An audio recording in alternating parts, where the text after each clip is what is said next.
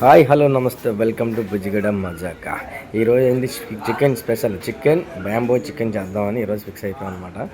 సరే bamboo already తీసుకొచ్చినవి ఉన్నాయి కదండి. సో మిర్చి, ఆనియన్స్, పసుపు, ఉప్పు, కొంచెం కారం, కొత్తిమీర వేసి బాగా కలిపేసి ఒక 10 నిమిషాలు ఫ్రిడ్జ్లో అయితే పెట్టేద్దామండి. పెట్టేసి స్టార్ట్ చేద్దాం. సరే లెట్స్ గో స్టార్ట్. సో బ్యాంబోలో అయితే చికెన్ వేద్దామండి. నీట్గా చికెన్ వేసేసి, మేమైతే కేజీ బ్యాంబో అని చెప్పాడు. అది కేజీ అయితే పట్టలేదు, కొంచెం మిగిలింది. సో అక్కడ మనకి చెప్పేది కూడా అలాగే చెప్తారు వాళ్ళు, కేజీ అంటారు కానీ కేజీ ఫుడ్గా పట్టదు. సో దాంట్లో శుభ్రం గరిటాకు ఒకటి గట్టిగా కూరేసాను లోపలికి.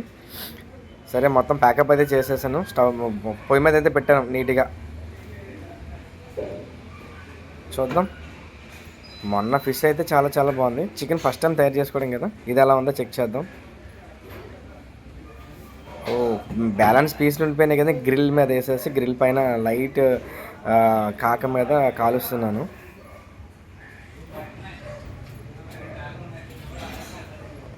ఇది ఆల్రెడీ చాలాసార్లు నేను ట్రై చేశానండి. నాకు అది గ్రిల్ ముందు నుంచే ఉంది, 3-4 ఇయర్స్ నుంచి గ్రిల్ ఉంది. ఎప్పుడన్నా చికెన్ చేసుకోవాలనుకుంటే ఆ గ్రిల్ పైన చేసుకుంటాను. కాబట్టి దాని టేస్ట్ ఎలా ఉంటుందో మనకు తెలుసు. బ్యాంబో చికెన్ అనేది మనం ఇంట్లో తయారు చేసుకోవడం ఫస్ట్ టైము. అది చూద్దాం ఎలా ఉంటుందో.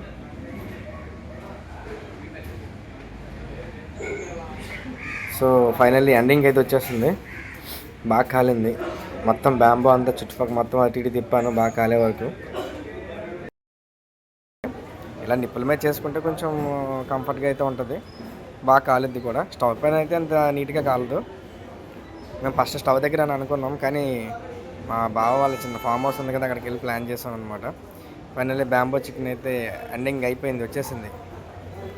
ఒక హాఫ్ అన్ అవర్ అయితే చల్లార్చిన తర్వాత ఓపెన్ చేయాలండి, లేదా కాలుద్ది. ముందుగా అంతే నిప్పులు ఉంటాయి కదా చుట్టూ, అది కొంచెం బాగా ఉడుకుద్ది కూడా, కొంచెం వదిలేస్తాక half an hour. Wow. Oh bamboo chicken అయితే ఫైనల్లీ అయిపోయింది. చూడడానికి అయితే చాలా టెంప్టింగ్ కనబడుతుంది, మామూలుగా లేదు. ఓకే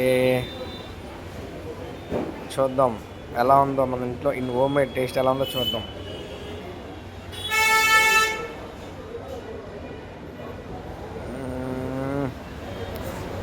బాబా సూపర్ నైస్గా ఉందండి. Thank you for watching.